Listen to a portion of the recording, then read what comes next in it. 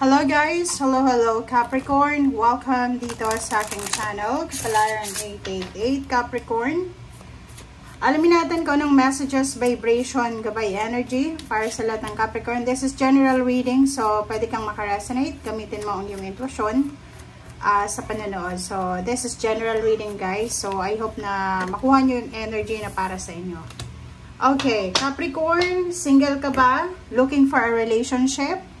Or ano man ang status mo sa buhay, ang unang barahan na lumabas sa inyo is new love. So, maybe you're manifesting new love or posibleng isang unexpected na bagong pag-ibig or pwedeng mayroong tao na magpapatibok ng puso mo or may tao na posibleng magbibigay sa'yo ng like letter, love letter or anything.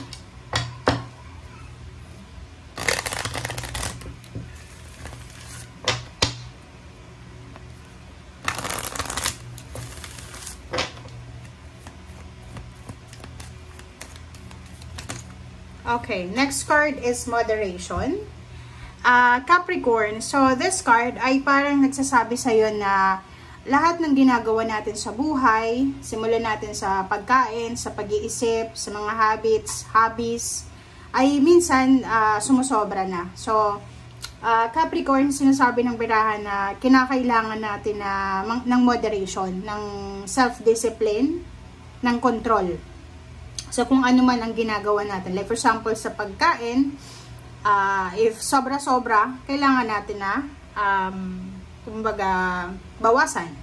If naman sa sobrang pag-iisip, like mga pag-iisip ng negatives or yung mga problema, ganyan, ganito, stress, source of stress, triggers, kailangan natin na bantayan din yun. So, moderation, lalo na sa mga bisyo. Kung may bisyo, kailangan na i-moderate natin yung mga ginagawa natin na like be sure ano pa man. Okay?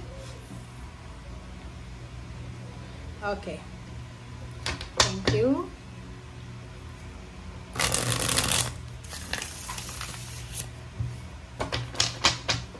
Capricorn, tingnan natin yung third deck mo.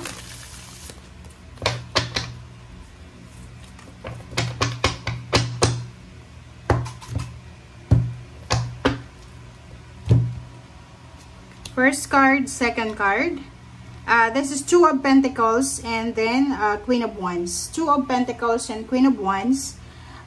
Sinasabi ng bara sa'yo dito na may Capricorn dito na kinakailangan nyo, since may moderation dito, kinakailangan nyo i-moderate, balansehin, kailangan magtipid, kailangan na ayusin yung pagmamanage ng salapi, kailangan ayusin yung pagmamanage ng resources or income, para magkaroon ka ng financial stability and freedom. So, dito sinasabi ng bara sa'yo, Capricorn, na napaka-importante na balansehin natin ang paghahawak ng pera or salapi.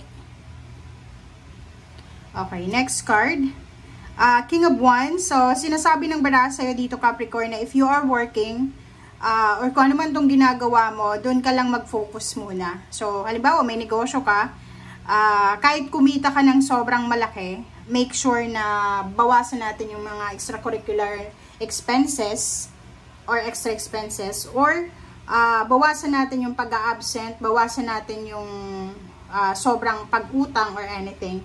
Mag-focus tayo sa ginagawa natin. Focus tayo sa kung ano yung pinagkakaabalahan natin sa ngayon. Okay, judgment, decision making, and wheel of fortune. So, dito sinasabi Capricorn na isang desisyon, isa lang na desisyon, or isang desisyon sa buhay, ang gagawin mo, or kailangan mong gawin, and ang desisyon na to ay posibleng magpabago to sa cycle ng buhay mo. Okay? So, ibig sabihin, ang message na to, yung judgment and wheel of fortune, na nasa iyo mismo, 'di ba? Nasa yung judgment, nasa yung galaw, nasa yung diskarte. Kung talagang gusto mong mabago yung takbo ng buhay mo, yung wheel of fortune, nakadepende daw 'yun sa iyo. Okay. So, like for example, gusto nating makaipon ng pera, 'yan nga. Depende 'yun sa atin kung magastos tayo, kahit marami tayong pera, marami tayong savings, pag medyo hindi tayo marunong mag-manage ng salapi, mauubos at mauubos din. Pero kung gusto natin ng pagbabago, dito sinasabi na isang desisyon lang, pwedeng magbago ang lahat. Okay, next card is 3 of Wands and 5 of Swords. Meron sa inyo dito, Capricorn, na may hinihintay kayo. It's either visa, extension ng visa. It's either contract signing, or kung ano man to na hinihintay mo, na siguro dahil sa sobrang paghihintay, sa sobrang pagod na pagod ka na sa paghihintay, siguro ang gagawin mo is pwedeng i-let go mo muna or i-give up mo muna. But sinasabi ng baraha sa'yo dito, Capricorn, na bago tayo gumawa ng desisyon sa lahat ng area sa buhay natin, make sure na pag-isipan natin siya ng mabuti. Okay? Okay, next card is Queen of Pentacles, and then 5 of Cups, and then last card is Magician. So, dito, sinasabi sa'yo, Capricorn, ng baraha, na isang milagro, isang unexpected, hindi inaasahan na desisyon ang posibleng gagawin mo. Ang desisyon na to ay Queen of Pentacles. So, sinasabi ng baraha dyan na isang desisyon ang posibleng gagawin mo para kumita ka ng malaki or para maabot mo yung Queen of Pentacles. Yung Queen of Pentacles is financial prosperity and abundance. Yung prosperous ka and abundant ka sa financial. So, lahat ng mga ginagawa natin dito sa mundo may rason. Lahat ng mga desisyon natin, pinag-isipan din natin yun, or maybe yung iba, nag-desisyon lang na hindi pinag-isipan. So, may mga consequences yan. So, dito sinasabi ng baraha sa'yo na kailangan natin na maging matalino. Kailangan natin maging matalino, kailangan natin na ayusin lahat ng mga ginagawa natin sa araw-araw. Kasi, alam mo, yung baraha mo sa ilalim, Chariot, sinasabi na yung improvement ng like success or improvement or anything na movement sa buhay mo ay nandyan lang, nakapaligid sa'yo. Okay? Nakapaligid sa'yo. So, if nakapaligid yan sa'yo, anytime, pwede yan pumasok sa buhay mo. But ang problema minsan is marami tayo na ginagawa na sobra-sobra. 'Di ba?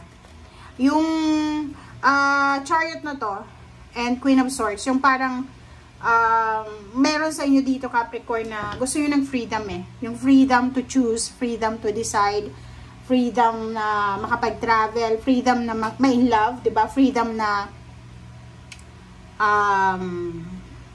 financial or emotional or lahat, diba? Yung parang malayang-malaya ka. But ang problema, meron ditong mga Capricorn na hindi kayo willing na kumbaga mag-rest ng mga bagay-bagay sa mundo.